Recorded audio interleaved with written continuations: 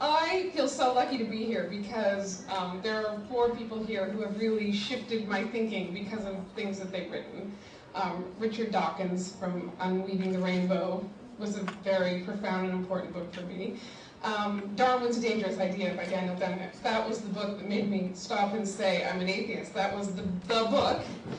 And Christopher Hitchens' Missionary Position. It made me look at my choice differently. You know, like these people are coming at me from such different angles. I was always suspicious about her, but then I knew. But Sam Harris's book, The End of Faith, really, you know, and when I read that book, I thought I was done with my shifts. I thought I had had all of the shifts I was going to have. And when I read The End of Faith, I realized that myself, thinking of myself as a liberal, modern, moderate person, even though I might have you know, suspicions about whether there was a God or not, was a completely untenable position to have, and that not only that, I and people like me were responsible, we were partly responsible for what was happening in the world. And in many ways, reading The End of Faith made me feel like I had to be an activist rather than keeping my opinions to myself. And I think of that book so often, because, and I've given it out to so many people, including my mother, who said, what is the one book that would help me understand what you're going through? Looking The End of Faith, and I gave her The End of Faith, and then I saw it still on the bookshelf last time I was there this summer, and I thought she was never going to read that book. But for me, it really made a huge shift in the way I looked, because, you know, my world, I don't really run into fundamentalists. That's not part of my world. I live in Los Angeles. I cohort amongst what I consider to be relatively educated people. You know, it's easy to hate the fundamentalists, but Sam, I feel, was the one who really enlightened a lot of people that they couldn't be educated people and not take a stand against religion as a whole. Like, it just wasn't okay anymore to approve of the idea of faith being a positive quality. I was thinking of it in 2 instances in the last 2 weeks. One is a good friend of mine who's also a mother of a child at the school that my daughter goes to, an educated person whose mother is a doctor, who was a doctor in World War II, but is a Methodist, and their family goes to a church for Sunday school. She said to me just this week on the playground, I found out that my mother doesn't believe in evolution. And of course I reject the idea of belief in evolution. I was thinking, it's accept the theory of evolution, but anyway. And I thought, well, that doesn't surprise me in the least. She's a Methodist, and you know, there's some cognitive dissonance in her mind that makes her, that forces her not to be able to accept the theory of evolution. That doesn't surprise me. But my friend said, who I love very much, but she said, but that's such an uneducated position. That's so embarrassing to me. Lots of really smart people believe in God and evolution. Why can't she just believe in both of them? And I was standing on the playground thinking of Sam Harris. I wanted to hand her The End of Faith right there and say, I used to think that too. And it was Sam Harris that made me realize that that was wrong. And that really, it's her position that's that's the hardest for me to understand. And I thank Sam so much for that book. And then, of course, as you know, he wrote Letter to a Christian Nation, which is fantastic. That's another little quick book that rightly gets to the heart of things, and was a bestseller as well. And I couldn't be prouder to say that he's now a friend of mine. So, Sam Harris.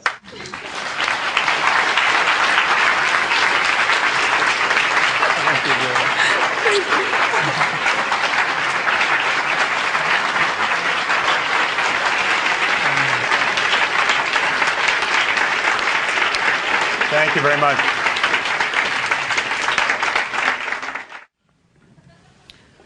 Well, I'm very happy to be here, and I would like to thank Margaret, first of all, for organizing us and getting us here together. It's taken a tremendous amount of work on her part.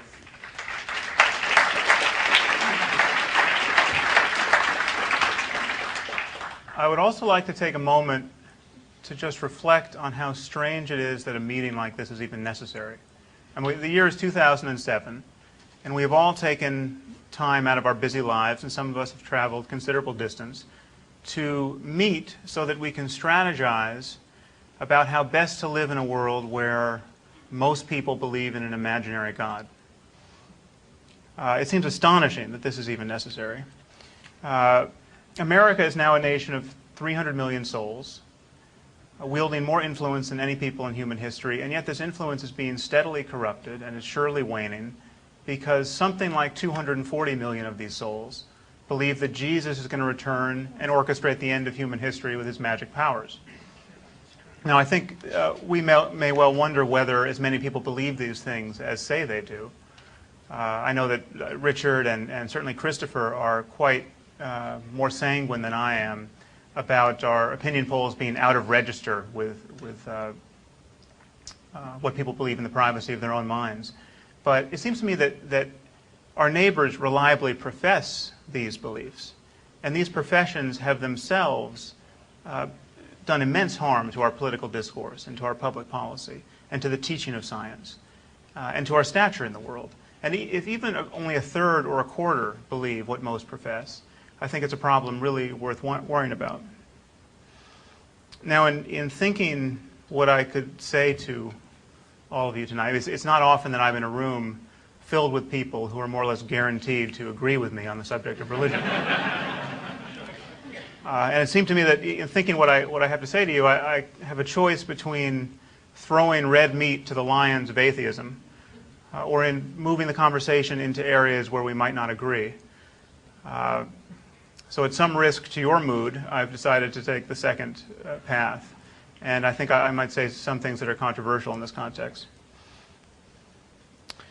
Given the absence of evidence for God, and given the stupidity and suffering that still thrives under the aegis of religion, atheism would seem to be the only sensible position to stake out. And it's a position that many of us have proudly and publicly adopted, perhaps all of us. I'd like to argue to you tonight that our use of this term atheism is a mistake. And it's a mistake of some consequence. My concerns over the use of the term atheism are both philosophical and strategic. I'm speaking, you should know, from a somewhat unusual position because I never thought of myself as an atheist before being inducted to speak as one. I never used the word in the End of Faith, which remains my most substantial criticism of religion. And as I argued in Letter to a Christian Nation, I think it is a word we fundamentally do not need, in the same way that we don't need a word for someone who rejects astrology. We simply are not tempted to call people non-astrologers. And if the comparison with astrology seems too facile to you, consider racism. Racism was about as intractable a social problem as we have ever had in this country.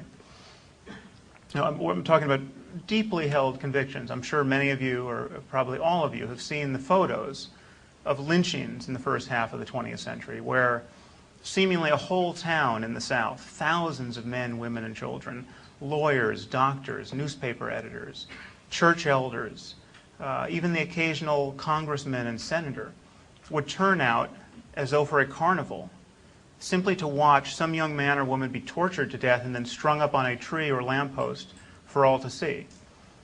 And even if you've seen these pictures, realize that the pictures themselves are a poor indication of the horror of these episodes.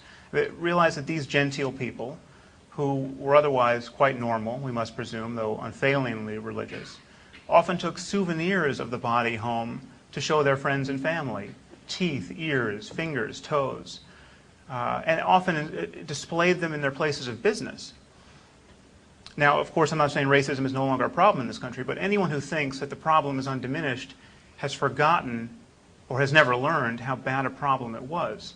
Now, my question to you is, so we've done something to racism. I mean, the KKK was battered to the fringes of society. We had a civil rights movement. We changed our discourse about race. Our major newspapers no longer write flagrantly racist editorials and articles as they did less than a century ago. But how many people have had to identify themselves as non-racists to participate in this process? Is there a non-racist alliance somewhere for me to join?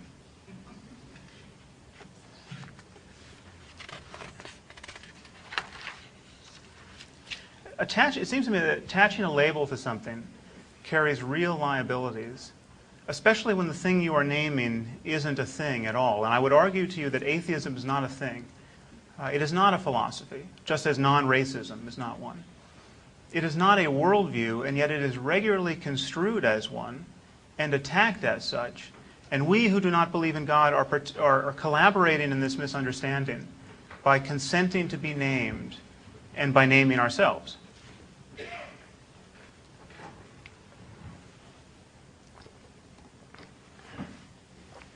Another problem with accepting a label is that we are consenting to be thought of as a marginal interest group. We're consenting to be thought of as a cranky subculture that meets in hotel ballrooms. Now, I'm not saying that meetings like this aren't important. I wouldn't be here if I didn't think it was important. But I am saying as a matter of philosophy, we are guilty of a confusion. And as a matter of strategy, I think we've walked into a trap. And it is a trap that, in many cases, I'm convinced, has been deliberately set for us. And we have jumped into it with both feet. Now, while it is an honor for me to find myself continually assailed, along with Dan and Richard and Christopher, as though we were a single person with 4 heads, I think this whole conversation about the new atheists and militant atheism has been used to keep our criticism of religion at arm's length, and has allowed people to reject our arguments without meeting the burden of actually answering them. And I think this whole discourse around the conflict between faith and reason and religion and science has been and will continue to be successfully marginalized under the banner of atheism. So let me make my somewhat seditious proposal explicit. We should not call ourselves atheists. We should not call ourselves secularists. We should not call ourselves secular humanists or freethinkers or rationalists or anti-theists or brights. We should not call ourselves anything. We should go under the radar for the rest of our lives.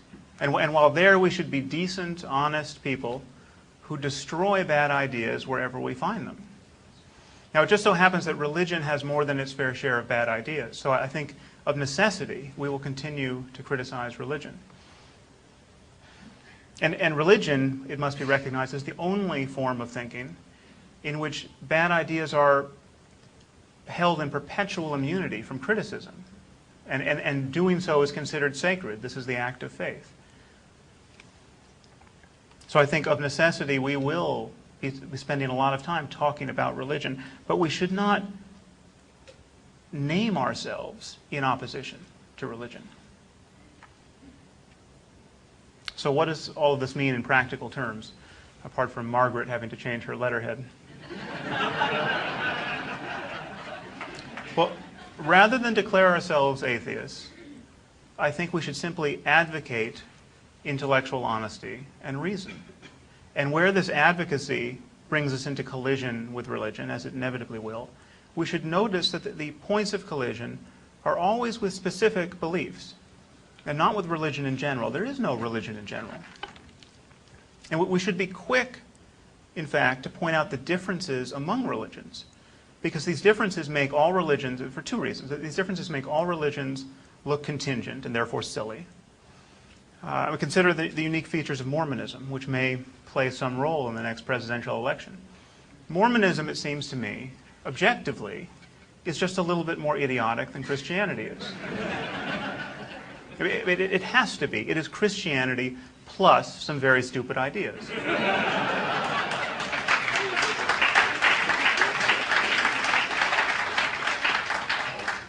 For instance, the Mormons think that Jesus is going to return to earth and administer his 1,000 years of peace, at least part of the time from the state of Missouri.